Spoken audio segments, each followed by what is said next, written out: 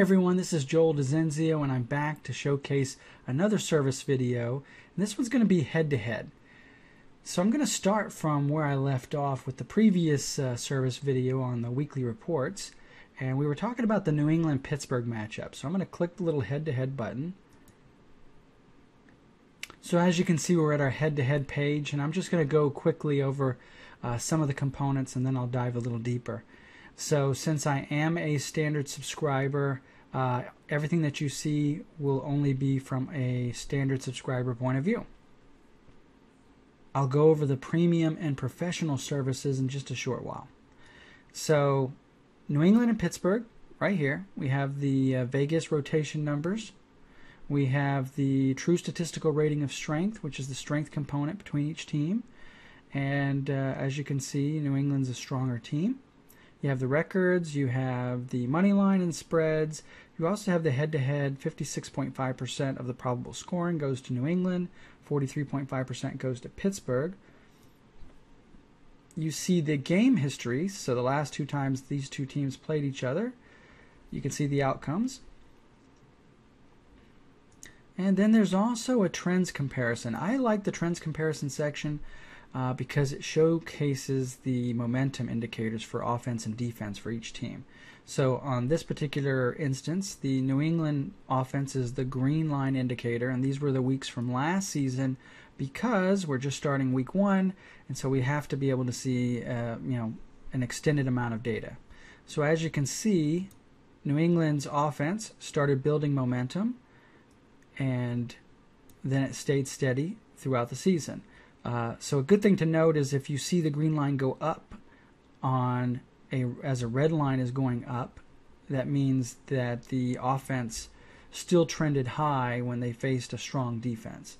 And you can see the same thing for Pittsburgh. You can see their trends indicators. And then as you go down, you can see the defense becomes the green line facing the red line, which are the offenses. Then you'll see a standout comparison, which shows more like a box score of the offense, followed by the defense and the special teams. All right, so that showcases pretty much what the standard subscriber would see, which is still a good amount of data. All right, now I'm going to show you what the premium subscriber will see. So now I'm back and I'm logged in as a premium subscriber, and you're going to see some of this looks very similar. Except for when you get to the risk marker section. So now you'll see that there's a 29% or just under 30% risk, but you see the indicators. So I'm going to go through some of the indicators. These will differ slightly on the college side because the college side has one extra indicator. So the first thing is, this is the head-to-head indicator. So what this states is that New England has a 65% chance of winning based off of just this indicator alone. TSRS is the strength indicator, so this is the difference between the two strengths of each team. So basically New England minus Pittsburgh. And so New England has a 65% chance of winning just based off of this stat. And then you have the scoring offense, scoring defense, and PERD is pass efficiency rating difference. Because as we know, the NFL is a passing league. So this one is a low indicator, 40%, which is not so good.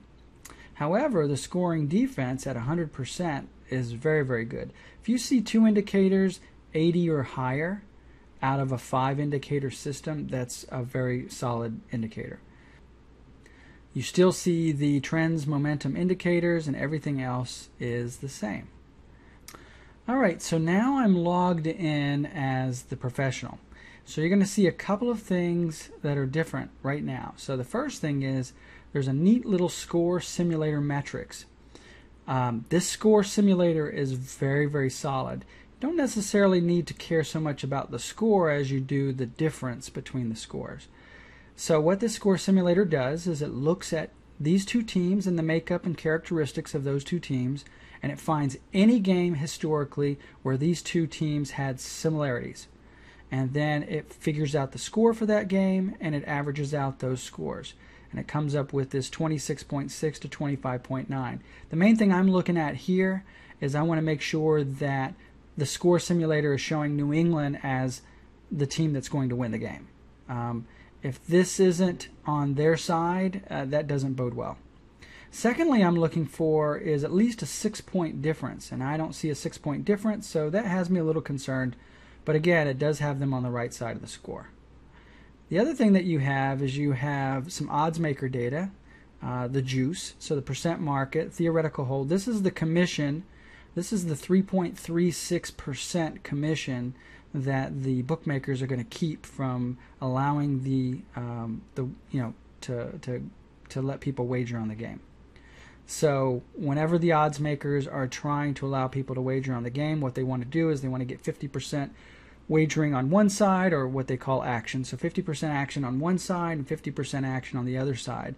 That basically nullifies any losses or any gains on the game. So they still get their theoretical hold, which is a 3.36% commission. If they feel that one team stands a better chance of winning, they might wager, so to speak, 1% or even 1.36% of that theoretical hold on one side of the line. If they win out, obviously they're going to make close to 5% on that commission on that game. If they lose out, they still make 2%. So the VIG line is, you have your VIG line, you have your VIG win percent, the zero VIG line, and zero VIG win percent. So without their commission, this is the true money line, and this is the true odds maker percent chance of a team winning, and this is with the juice in there. And then you still have your game history, and you have your risk markers. Now this dropped just slightly to 28%, and that is because there's a very, very, very small chaos mechanism in place with the risk markers, so that they'll never reach 0%. We don't want it to reach 0%. It may show 0%, but it would be due to rounding. So really there's about a 0.5% chaos margin on the risk indicators. But again, they still show 65, 65, 80, 140. And we still have the trends momentum indicators and the rest of the display for the head-to-head. So as you can see, on the professional side, you have a lot more. You've got the score simulator, you've got the odds maker data, you still get the risk markers, you still get the history, and this is what I like as a fully fledged head-to-head matchup. Now you could just go to head-to-head, and one thing you can do that no other system anywhere on the web will allow you to do is you can choose any two teams. So I can choose Baltimore, for instance, I can choose Detroit, and I can run a matchup. You won't get the odds maker data because these teams are not playing this week, but it gives you the full, it gives you everything that you would want to see in the game. So you can kind of do your own little forecasting to see, how teams measure up against each other, or maybe they're going to play in a couple of weeks and you just want to see, you want to start to stack up your games for future weeks. You can do that as well. And that's the one thing that's nice about the head-to-head system, is being able to choose any two teams. And likewise, when you're a premium subscriber, you will see the rated games, whereas others will not.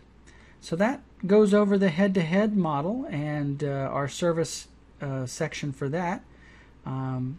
Stay tuned and you'll see our rated game section next. Thanks for listening to me, and take care.